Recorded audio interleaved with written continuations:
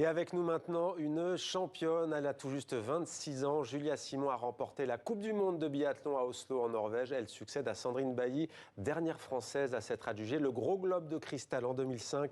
Bonsoir Julia Simon, bravo et félicitations à vous. Vous n'êtes pas venue les mains vides. Le trophée, le voici, on l'aperçoit. Il est beau, il est lourd, il est imposant. 26 ans, je le disais, pour vous, est-ce que c'est une consécration ?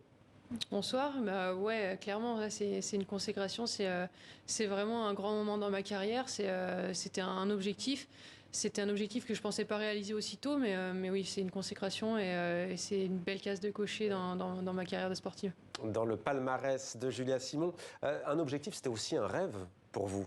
Ouais, un rêve d'enfant, bien sûr, c'était de porter ce maillot jaune de leader de la Coupe du Monde. C'était quelque chose qui me paraissait assez fou et la première fois que je l'ai porté, ça m'a fait une petite émotion. Ouais, j'ai un petit peu les jambes qui tremblaient quand même, donc de pouvoir soulever ce club, c'était assez fou. Alors, on le rappelle, le biathlon, c'est ski de fond qui implique l'endurance, mais aussi beaucoup d'intensité, des efforts intenses, et le tir qui requiert, peut-être j'ai envie de dire l'opposé, le calme, l'adresse, la concentration. Il y a quand même 5 cibles, c'est ça, à viser.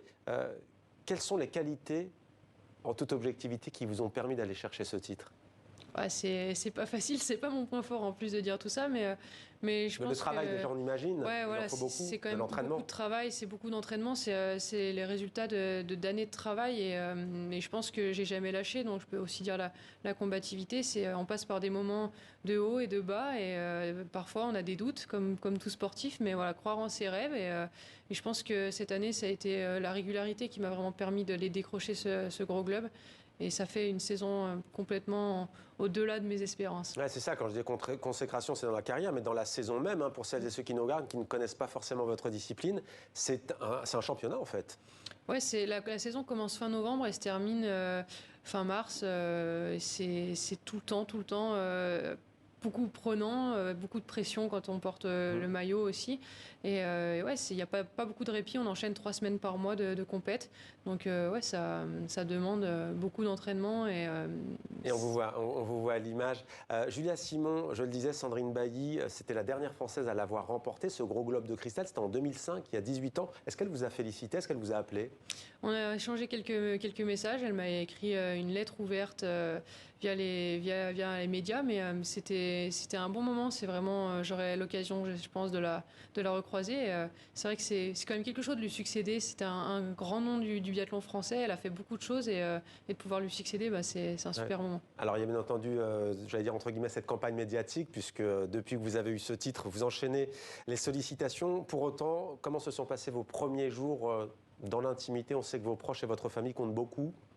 Ouais, ils étaient là à Oslo pour ma dernière Coupe du Monde, donc c'était un super moment. Ils n'ont pas l'habitude de beaucoup venir, ils sont présents, mais pas trop. Ils me laissent vraiment faire mon projet sportif et du coup de pouvoir partager ça, c'était un super moment. Quand je suis rentrée, ils m'ont organisé une petite arrivée surprise avec quelques amis et la famille. C'était super. Et puis j'ai passé qu'une journée à la maison pour le moment, donc j'espère pouvoir passer un peu plus de temps dans les prochaines semaines. Ouais. Vous baignez dans le biathlon depuis combien d'années ?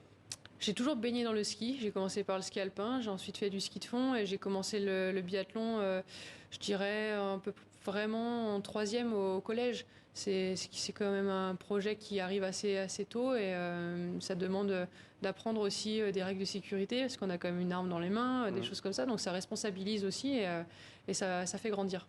Alors, vous me voyez venir, je sais que les sportifs et les sportives, à peine sacrés, on vous pose déjà la suite et la question. D'ailleurs, vous serez ce week-end, vous reprenez d'ailleurs la compétition au championnat de France. Exactement, on sera au championnat de France à Bessan en Haute-Maurienne, donc c'est une belle fête et puis ça permet de partager des moments avec les plus jeunes. Vous allez en signer des autographes là, hein. Il y aura des jeunes. Possible, c'est possible. La suite, je le disais, il y a les Jeux Olympiques d'hiver en Italie en 2026, ça c'est encore un peu loin, mais c'est vrai que c'est un peu la question bateau, mais quel est votre prochain objectif? C'est vrai que j'ai presque envie de dire le plus dur commence pour vous maintenant. Ouais, je pense qu'il y aura beaucoup d'attentes, mais en tout cas pour le moment je vais prendre une bonne pause, surtout mentalement pour vraiment récupérer et je verrai après pour décider d'un objectif.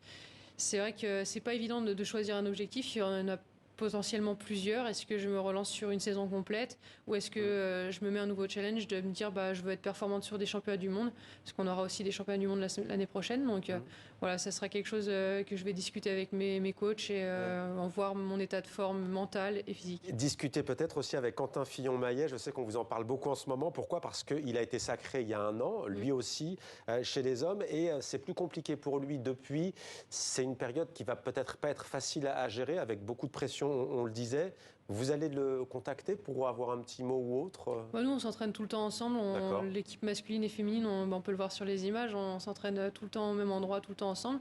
Donc on va échanger assez facilement. Mais je pense qu'il faut aussi chacun faire son propre chemin. Et Quentin a fait une saison l'année dernière qui était encore plus impressionnante que la mienne avec les Jeux Olympiques. Donc je pense qu'il a eu beaucoup plus de demandes. Mais voilà, je vais faire mon petit bout de chemin. Mais c'est sûr que Quentin m'a déjà pas mal apporté de clés. L'écueil, le piège, ce serait quoi selon vous ? Ce serait de suite de dire moi, mon objectif, c'est le doubler, c'est d'emporter. Exactement, je pense que ça serait prétentieux de dire je l'ai, je le veux encore. Je sais que tout le monde va travailler pour ça. Et surtout, le piège, ça serait de repartir à l'entraînement sans avoir écouté mon corps et ma tête et de repartir un petit peu fatigué. Donc il faut un bon temps de pause. Et vous allez le mettre où ? Vous n'avez pas encore décidé ? Ça, la question. Il est lourd, hein. Il est lourd. Pas si imposant, mais lourd quand même. Je pense que je vais le poser pour le moment chez mes parents. Déjà, tranquillement. En lieu sûr. Exactement. Merci beaucoup, Julia Simon. Bravo à vous encore et félicitations. Vainqueur donc de la Coupe du Monde de biathlon à Oslo en Norvège. Merci à vous. Merci.